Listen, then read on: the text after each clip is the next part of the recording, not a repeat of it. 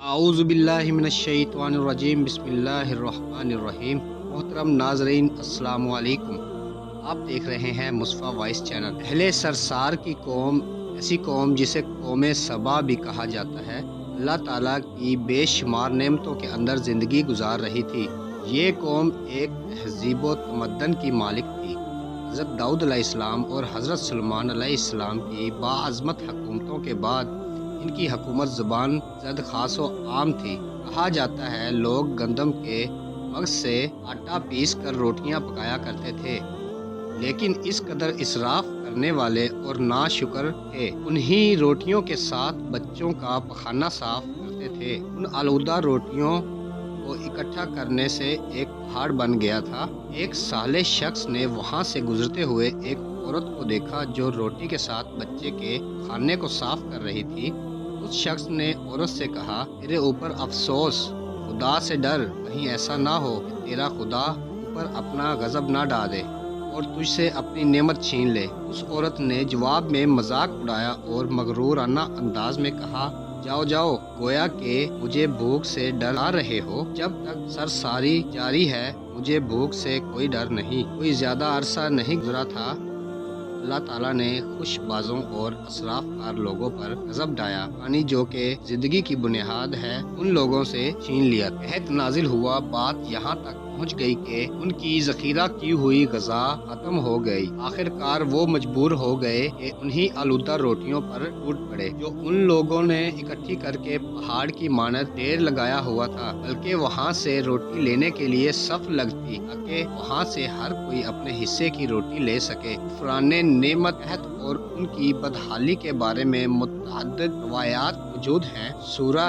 نحل کی آیت نمبر 112 اور 113 میں یوں ارشاد ہوتا ہے، اور اللہ نے اس ایریا کی بھی مثال بیان کی ہے جو محفوظ اور مطمئن تھا۔ اس رزق باقاعدہ ہر طرف سے آ رہا تھا، لیکن اس ایریا کے رہنے والوں نے اللہ کی نعمتوں کا انکار کیا تو خدا نے انہیں بھوک اور پیاس کا مزہ کھایا، صرف ان کے اعمال کی بنا پر جو وہ انجام دے رہے تھے۔ اور یقیناً ان کے پاس رسول آیا تو انہوں نے اس کی تکذیب کر دی، پھر ان تک عذاب آ پہنچا۔ یہ سب ظلم کرنے والے تھے۔ اسے قوم سبا کے بارے میں ایک اور واقعہ بیان ہوتا ہے کہ ان لوگوں نے اپنی زراعت کو بہتر طور پر کاشت کرنے کے لیے پانی ذخیرہ کرنے کی خاطر بلک کے دو پہاڑوں کے درمیان ایک بہت بڑا بند معارب تعمیر کیا ہوا تھا۔ سوراخ اور دوسرے پہاڑوں سے گزرا ہوا پانی اس بند میں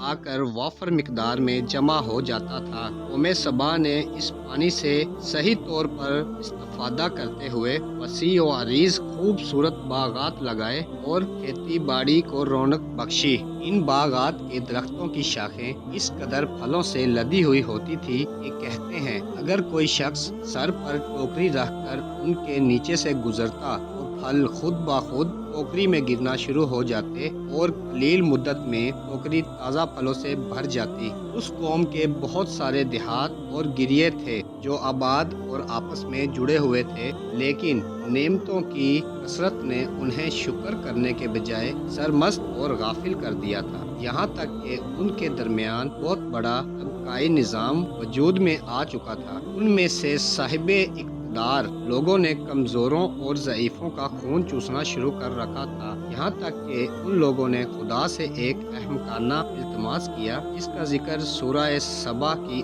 آیت نمبر 19 میں ملتا ہے۔ انہوں نے کہا، خدایا ہمارے سفروں کے درمیان فاصلہ زیادہ کر دے۔ انہوں نے اللہ تعالیٰ سے یہ التماس اس لیے کیا تاکہ غریبوں، بے نوا لوگوں، عمرہ اور ثروت مندوں کے ہمراہ سفر نہ کریں۔ ان کی خواہش یہ تھی کہ وادیوں کے درمیان خشکی ہو اور فاصلہ بہت زیادہ ہو تاکہ تہ دست اور کم آمدنی والے لوگ ان کی طرف سفر نہ کر سکیں۔ اللہ تعالیٰ نے ان مغرور پیٹ کے پجاریوں پر اپنا عذاب نازل کیا۔ بعض تواریخ کے مطابق مغرور لوگوں کی آنکھوں سے دور صحرائی چوہوں نے معارب نامی دیواروں پر حملہ کر کے انہیں اندر سے کھوکھلا کر دیا۔ ادھر سے بارشیں زیادہ ہوئیں جن کی وجہ سے سیلاب آ گیا اور اس بند میں پانی بہت زیادہ اکٹھا ہو گیا۔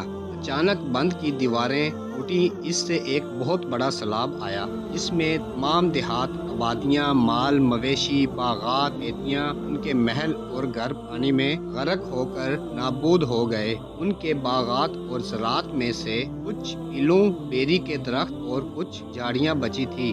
अवस एल्हान परिंदे वहां से कूच कर गए थे, जबकि उल्लू कौवों ने कौमे सबा के खंडरात में अपने घोंसले बना लिए थे। इस बात का जिक्र सूरह सबा आयत नंबर 15 और 16 में मिलता है, और आखिर में सूरह सबा की आयत नंबर 17 में कुरान करीम में इसका वाक़या यूं नतीजा निकाला है कि हमने उनकी नाशुक्री की सज़ा दी है और हमने नाशुकरों के अलावा किसी को सज़ा नहीं देते हैं। उम्मीद करता हूँ आपको आज की वीडियो अच्छी लगी होगी। अगर आपको हमारी वीडियो अच्छी लगी है तो वीडियो को लाइक करें, और मज़ीद इस तरह की वीडियो देखने के लिए हमारे चैनल को सब्सक्राइब कर लें। मिलते हैं नेक्स्ट वीडियो में। इजाज़त दीजिए। अल्लाह हाफिज़।